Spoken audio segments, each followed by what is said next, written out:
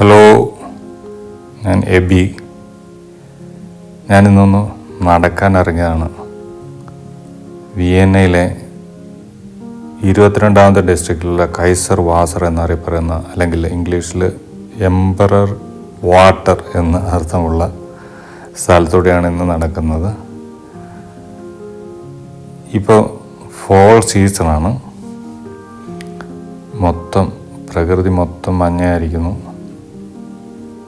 ഇലകളെല്ലാം മഞ്ഞ കളറായി പൊഴിയാറായി. നോക്കിയേ, വിയന്ന എയർപോർട്ടിൽ നിന്ന് പൊങ്ങി പറക്കുന്ന ഒരു വിമാനം നീലാകാശത്തിൽ. അത് കാണാൻ ഭയങ്കര ഭംഗി. അതുപോലെ ഇത് ഈ സ്ഥലത്ത് ഞാൻ മിക്കവാറും വരുന്നതാണ്. ഇവിടെ നിറയെ മീനുകളുണ്ട്. 10-20 കിലോ ഉള്ള കാർപ്പ് മീനുകൾ. അവ വന്ന് എന്തെങ്കിലുമൊക്കെ തീറ്റയിട്ട് കൊടുക്കുകയാണെങ്കിൽ എല്ലാം നിരന്ന് നിൽക്കും. കാണാൻ ഭയങ്കര ഭംഗിയുള്ളൊരു കാഴ്ചയാണ്. ഈ ഇലകളൊക്കെ കണ്ടോ, സ്വർണം പോലെയാണ് നിൽക്കുന്നത്. വെയിലടിച്ച് തിളങ്ങിയിട്ട്, മഞ്ഞ കളറിൽ വെയിലടിച്ച് തിളങ്ങുമ്പോൾ സ്വർണ്ണ വർണ്ണമായിട്ടാണ് നിൽക്കുന്നത്. മുന്നോട്ട് നടക്കുമ്പോൾ നിറയെ ഇലകൾ പഴുത്തു നിൽക്കുന്നു. ഇത് കൈസർ വാസർ അല്ലെങ്കിൽ എംപറർ വാട്ടർ എന്ന് പറഞ്ഞാൽ, പണ്ടൊക്കെ കൈസർമാരൊക്കെ വിയന്നയിലെ ഓസ്ട്രോ ഹംഗേറിയൻ സാമ്രാജ്യത്തിലെ കൈസർമാരൊക്കെ ജീവിച്ചിരുന്നത് ഈ പ്രദേശത്തായിരുന്നു എന്ന് കരുതാം. അതുകൊണ്ടായിരിക്കാം ഒരുപക്ഷെ കൈസർ വാസർ എന്ന് പറയുന്നത്. ഈ പാർക്ക് ഇങ്ങനെ ചെറിയ മുട്ടക്കുന്നുകളും നിറയെ മരങ്ങളും വഴിച്ചാലുകളും ഒക്കെ ആയിട്ട് ഉണ്ടാക്കിയിട്ടിരിക്കുന്നത് ഭയങ്കര പ്രയോജനപ്രദമാണ് നമുക്ക് നടക്കാനും. അതുപോലെ തന്നെ സമ്മറിൽ ഇവിടെ ആൾക്കാർ കുളിക്കാൻ വരും. അകലെ കാണുന്നത് നമ്മുടെ വിയന്നയിലെ UN-ൻ്റെ ആസ്ഥാനമാണ്. ഒരു കെട്ടിടത്തിൽ അവരൊരു പെൺകുട്ടിയുടെ കയ്യിൽ ഒരു പ്രാവിരിക്കുന്ന ഒരു പടം വരച്ച് ചേർത്തിട്ടുണ്ട്. അതിന് 12 നില കെട്ടിടത്തിൻ്റെ ഉയരമുണ്ട്. മൊത്തം ആ കെട്ടിടം 28 നിലയാണ് ഏറ്റവും ഉയർന്ന കെട്ടിടം. അവിടെ ഒരു ചെറിയ സോണിലാണ് ആ കെട്ടിടം ഇരിക്കുന്നത്. അവിടെ ഒരു പൊതുജനത്തിന് അങ്ങനെ എൻട്രൻസ് ഇല്ല. ഞാനവിടെ ജോലി ചെയ്യുന്നതുകൊണ്ട് ഉച്ചയ്ക്ക് അവിടെ നിന്ന് ഇറങ്ങി നടക്കും. ഒരു 4-5 കിലോമീറ്റർ ഒരു റൗണ്ട് വെച്ച് കഴിയുമ്പോഴത്തേനും 4-5 കിലോമീറ്റർ ആവും. നമ്മൾ ഓസ്ട്രിയയിലെ കൈസർമാരുടെ കാര്യമാണല്ലോ പറഞ്ഞു വന്നത്. കൈസർമാർ എന്തുകൊണ്ടാണ് നമ്മുടെ നാട്ടിലൊക്കെ കൈസറെന്ന് പട്ടികയൊക്കെ ഒത്തിരി പേരിടുന്ന കണ്ടിട്ടുണ്ട്. പക്ഷേ അതെന്താണ് അങ്ങനെ ഇട്ടിരുന്നത് എനിക്കറിയില്ല. ഞാൻ ഇവിടെ വന്നപ്പോഴാണ് പിന്നീട് ഒരു കൈസർ എന്നുള്ള പേര് കേൾക്കുന്നത്. ഒരുപക്ഷെ ഇതുമായിട്ട് യാതൊരു ബന്ധമില്ലായിരിക്കും. പക്ഷേ ഇവിടുത്തെ കൈസർമാർ അന്നത്തെ വലിയ ഒരു സാമ്രാജ്യത്തിൻ്റെ, അതായത് ഹംഗറിയും ഓസ്ട്രിയയും അതുപോലെ തന്നെ സ്ലൊവേനിയ, അങ്ങ് റൊമേനിയയുടെ ഒരു ഭാഗം, ഉക്രൈൻ്റെ ഒരു ഭാഗം, പിന്നെ ബോസ്നിയ ഹെർസഗോവിന, അങ്ങനെ ഒത്തിരി ഏരിയകൾ, ക്രൊയേഷ്യ, അങ്ങനെയുള്ള പഴയ യുഗോസ്ലോവിയൊക്കെ ഉൾപ്പെട്ട ഒരു ഭയങ്കര കിങ്ഡമായിരുന്നു. ഈ പഴയ മരങ്ങളൊക്കെ ഇവർ കറക്റ്റ് സമയത്ത് മുറിച്ച് മാറ്റും. അതിൻ്റെ ശിഖരങ്ങളൊക്കെ കറക്റ്റായിട്ട് മുറിക്കും. നടന്നു വരുമ്പോൾ ആൾക്കാരുടെ തല വീഴരുതല്ലോ, അതുകൊണ്ടായിരിക്കും.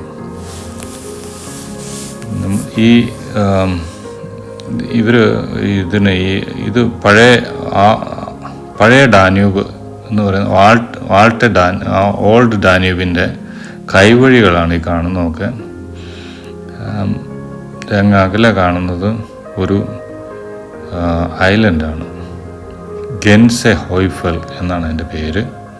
നോക്കി ഇലകളൊക്കെ അങ്ങ് ചുവന്ന കളറായി.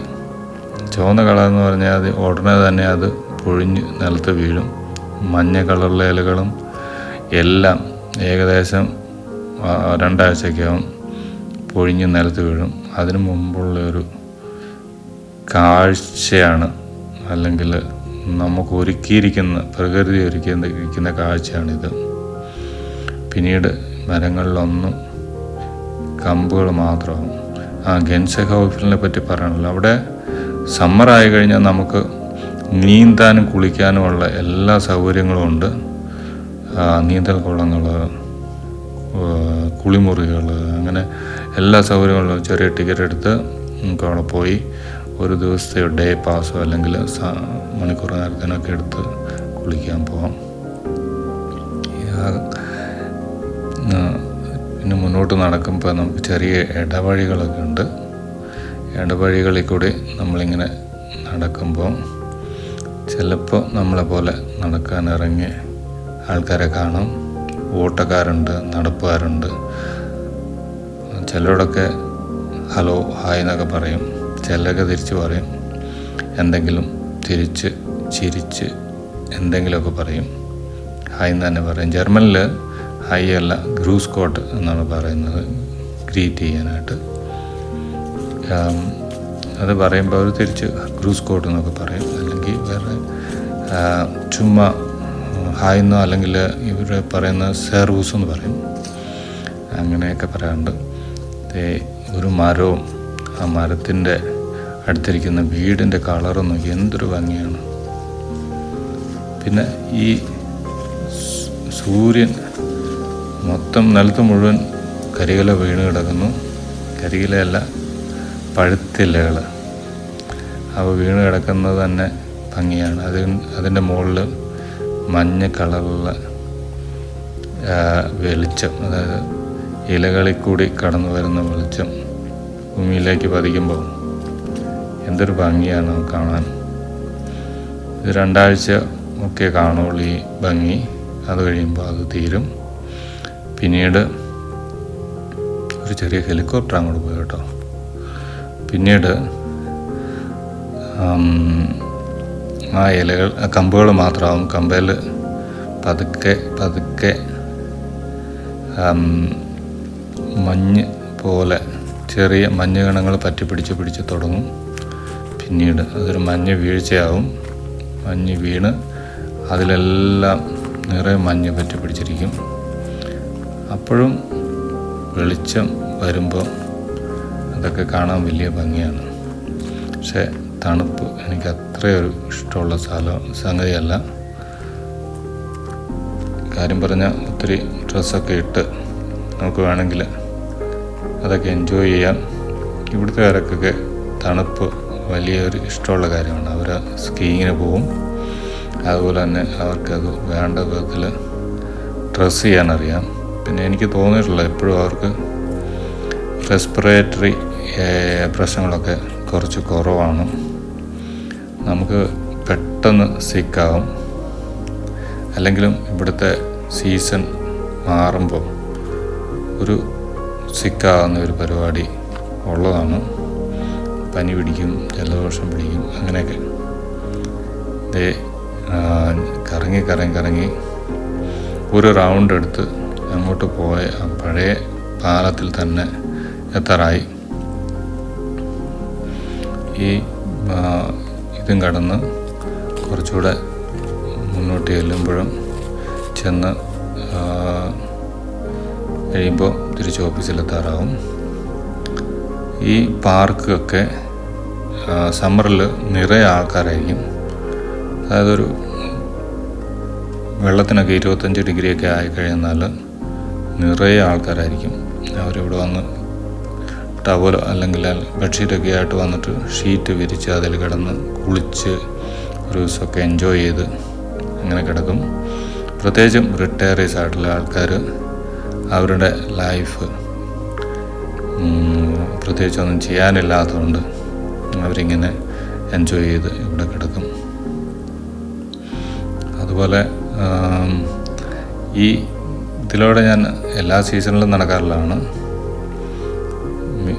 പലപ്പോഴും പല കളറുകളാണ് നമ്മൾ കാണുന്നത്. അതായത് ചെറിയ വിൻ്റർ അങ്ങ് മാറിക്കഴിയുമ്പോൾ തന്നെ നിറയെ പൂക്കളാവും.